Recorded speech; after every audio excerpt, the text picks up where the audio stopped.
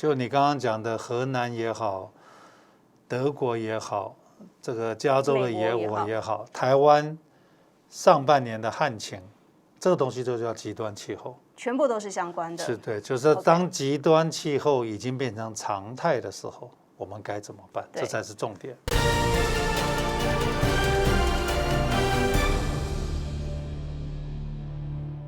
欢迎收看《洪流洞见》，从世界洪流中，我们一起洞见未来。我是洪淑芬，在今天为您邀请到的来宾是前内政部长，也是台大教授李鸿源老师好。主持人好，各位观众大家好。好，今天的洪流洞见真的是要看洪流了，全世界的洪流。好，我们看到现在目前呢，全世界还在对抗 COVID-19 疫情，然后呢，前阵子在德国发生了水灾，然后最近在河南的郑州也发生了暴雨，另外在美国加州的野火，现在干旱县的野火也在烧起来，提前的烧，整个地球好像是一个大怒神一样。我们等一下会从河南来看，再来看德国，然后最后我们来看到美国的情况。好，我们先来看到河南的情况，虽然看起来好像各自是独立的事件，我们刚刚讲到这3个地方，但事实上它其实就是个地球都有相关的。就叫全球气候变迁，就是全球气候变迁这个东西就叫极端气候。对，就你刚刚讲的荷兰也好，德国也好，这个加州的野火也好，台湾上半年的旱情，这个东西就叫极端气候，全部都是相关的。是对，就是当极端气候已经变成常态的时候，我们该怎么办？这才是重点。好，然后老师，我们先从河南来看起好了。河南真是破了历史的记录，1000年的记录，1000年的记录，大家真的很难想象。当地的民众也很难想象，完全没有办法应付这么大的一个灾难来。好，我们就从这张图先来看起，它的雨量有多么的可怕跟可观。好，这是最上面这一张呢，它是在1个小时之内的雨量，集中就是在河南的郑州的这个地方。好，然后呢，郑州市的这个地方，在1个小时之内一下子雨量这么多，我们看到说它的资料是高达了552.5毫米，但是我们看到7月平均以前郑州它的雨量只有146.2毫米。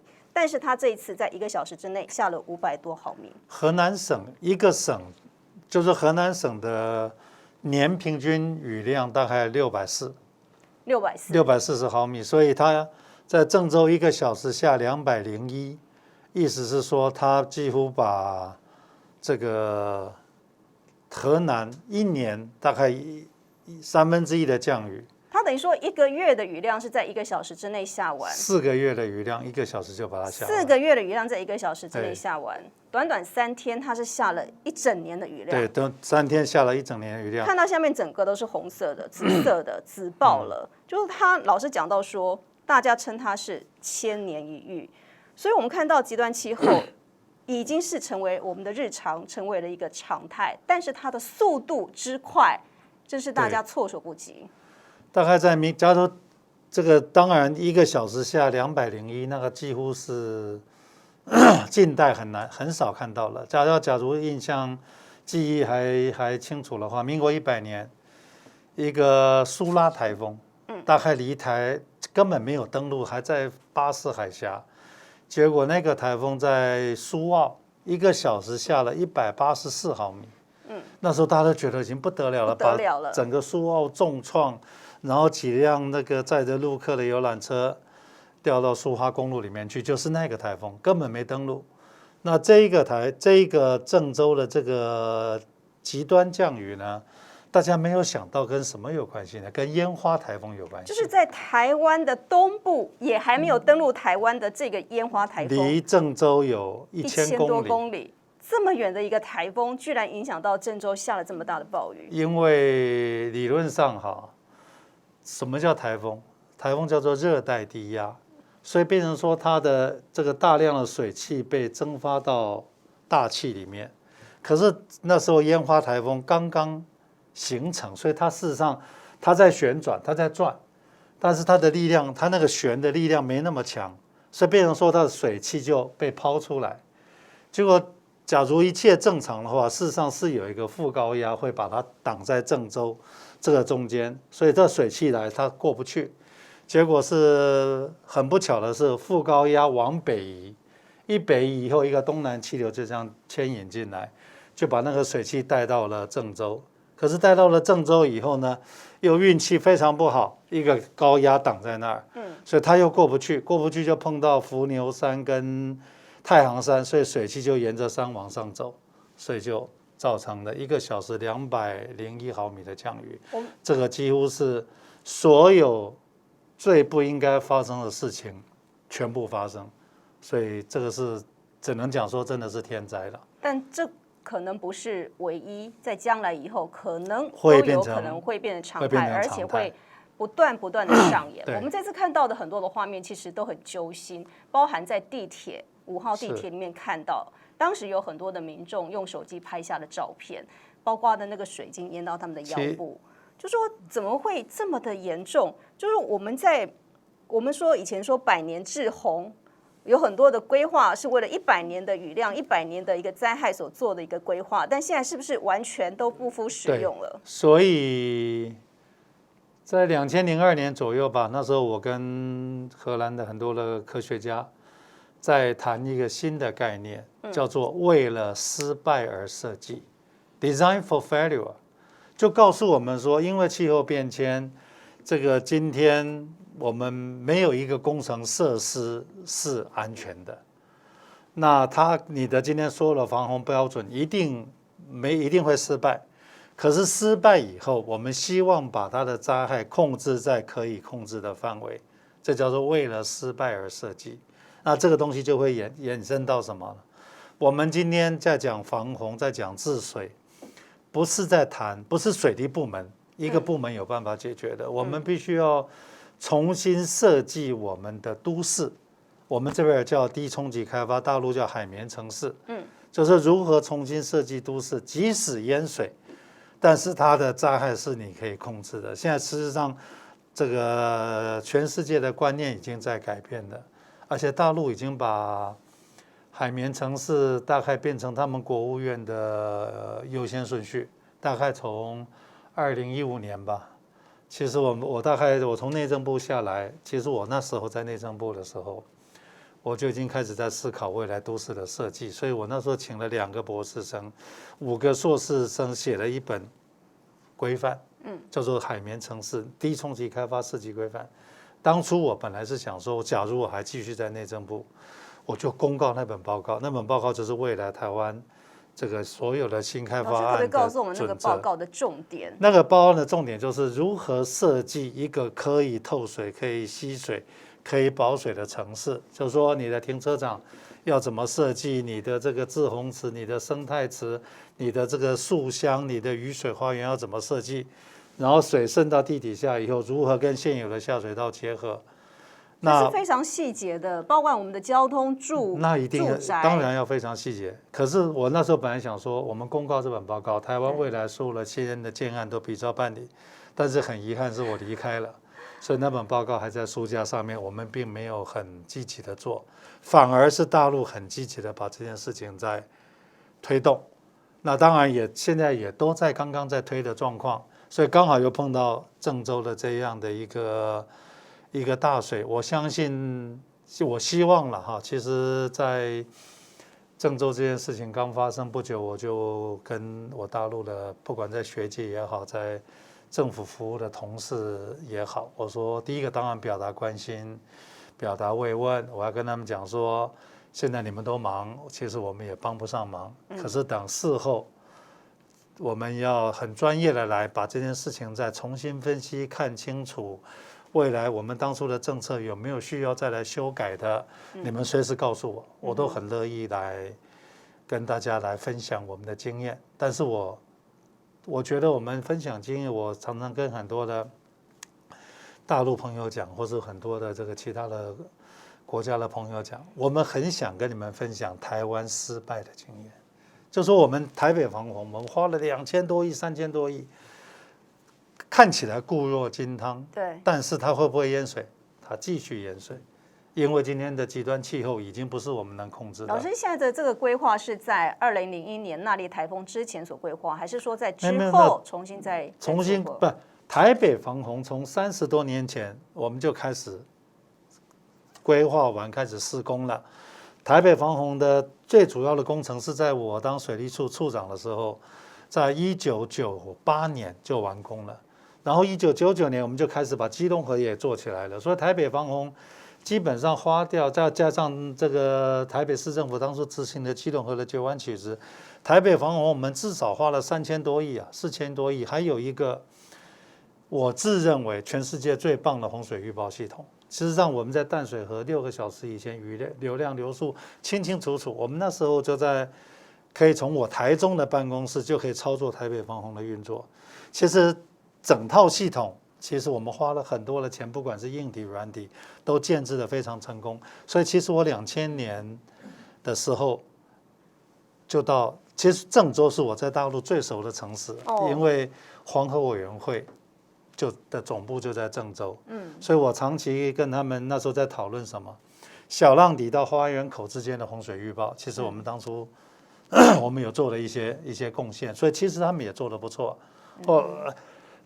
后来跟他们讨论学习了，小浪底水库在操作的时候，他们叫做蓄氢排浑，就是如何在大概5月的时候把所有的闸门打开，让泥沙跟着水一起排出去，这叫蓄氢排浑。其实他们已经有得到一些心得，那个其实是未来水库淤沙我们可以来讨论的。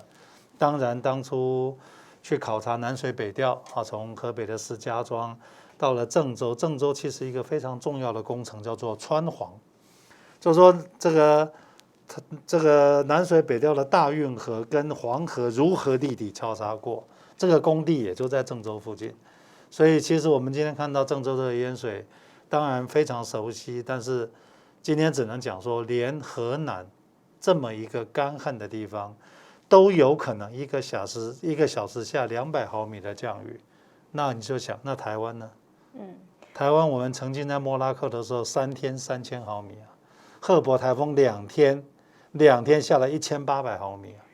所以这些以后都会变成常态，都会变成常态。我们刚刚看到郑州，它其实有16座的水库，但这一次全部所有的水库都是满的，都超过它的限制。因为已经超过，事实上这种降雨，我都合理的怀疑啊，这个一洪道恐怕它的容量都不够了，所以即便之前做了海绵城市这样的规划，现在看起来似乎也不够用了。海绵城市只能辅助。你说真正的要解决还不太可能，所以这我是提醒，当然未来我有机会可能可以去跟大陆的朋友交流。现在的水库经过这个大雨，第一个它的泥沙问题一定非常严重，第二个这个坝的安全恐怕大家必须要来仔细的再把它做一个总体检。你的一洪道的这个容量够不够？那不够你到底该怎么办？然后当然。黄河我们都知道，这个中国人在黄河花了3000多年了，实际上黄河的这个河床的高度是比两边的城市还要来得高，所以这个黄河的这2套堤防，在经过这么样一个大雨的时候，我相信大陆的专家一定都会很清楚了，就是我们的堤防安全要来讨论，所以。整件事情事后啊，当然现在救灾是最重要的。事后一定要做一件事情，叫做 fact finding， 到底发生了什么事情，然后在电脑上把它模拟出来，然后模拟完再模拟一次，再模拟一次，说到底发生了什么事情，然后再根据模拟再来检讨到底我们哪些地方疏忽了，然后如何改进。好，我觉得这分成2块。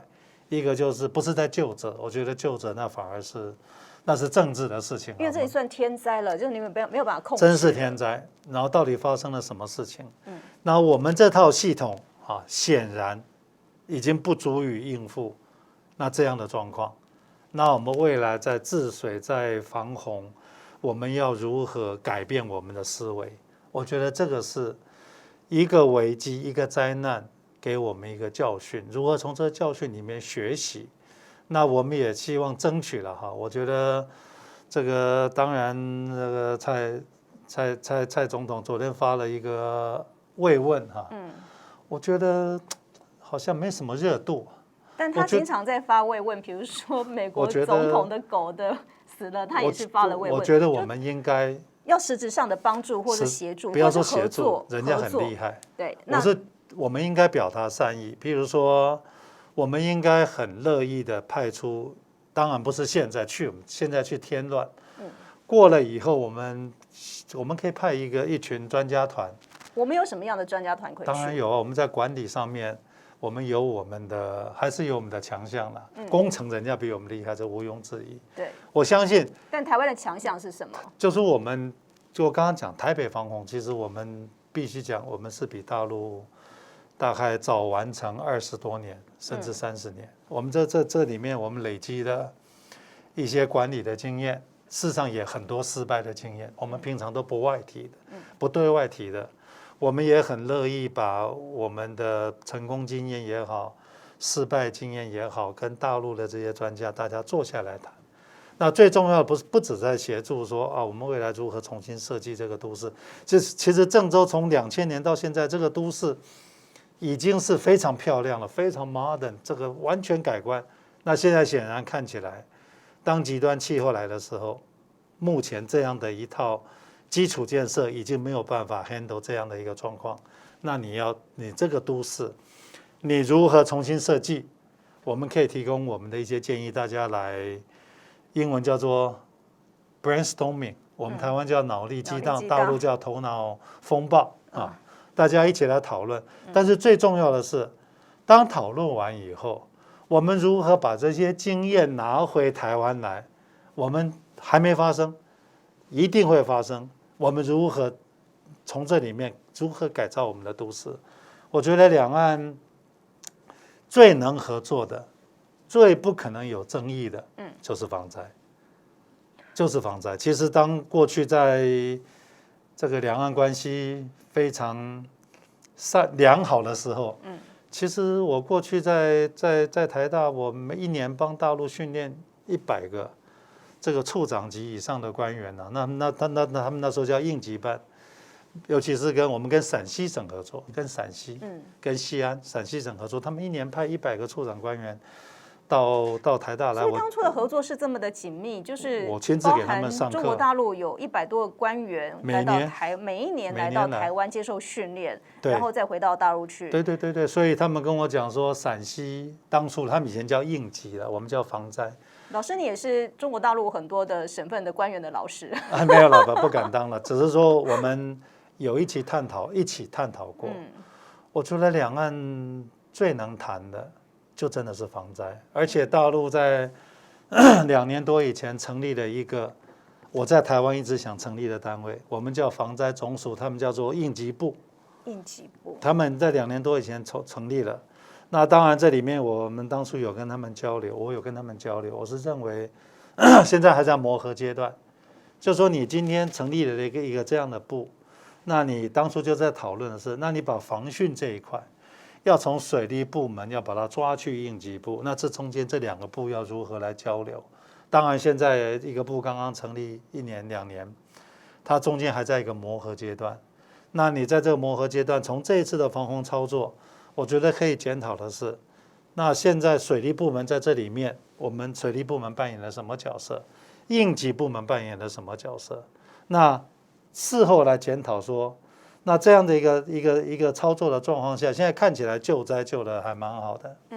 那至于说未来的应变有没有可以再改善的空间，那这个是假如我没有机会参与，我们可以看到什么？看到说，那这里面有没有东西是需要在更紧密的，从专业上更紧密的整合跟协调，从部门的合作之间可以紧密的整合跟协调，这个我可以提供经验，因为整个台湾的防台系统就是我建的。我们这里面有很多的硬体，有很多的软体，各部门之间怎么整合，我们有好的经验。然后他们成立了一个我们梦寐以求的一个防灾总署，他们叫应急部。那这个部成立以后，它在操作起来。它有没有像我们预期的那么样的一个顺畅？那这些经验都是台湾可以学习的。那当然说我们过去的防台经验，我们也很乐意来这边跟大陆的朋友来分享。就当初我们做了7000多幅的防灾地图，我们当初的这个洪水预报，那假如说这个1个小时，这个一个小时200毫米的降雨，你有没有可能像台湾，我们在6个小时前，假如我们可以做到预报，那这个做到预报以后，那你在这短短的6个小时之内，你如何做紧急疏散，你如何做应变，这个当然我相信大陆的这个国家气象总局，我去拜访过他们，黄俄委员会我也去拜访他们，他们的预报能力非常的强。他们有可能报的比我们准，因为他们是大陆气候，我们是海洋气候，我们报的没有他们准。那问题是你的预报跟你的这个疏散，就是说你的预报的这些资料如何变成行动方案，这一块我们过去在防台做了很成功。那这次我不晓得他们有没有这样做，不知道。但是这个东西都是大家可以来讨论的。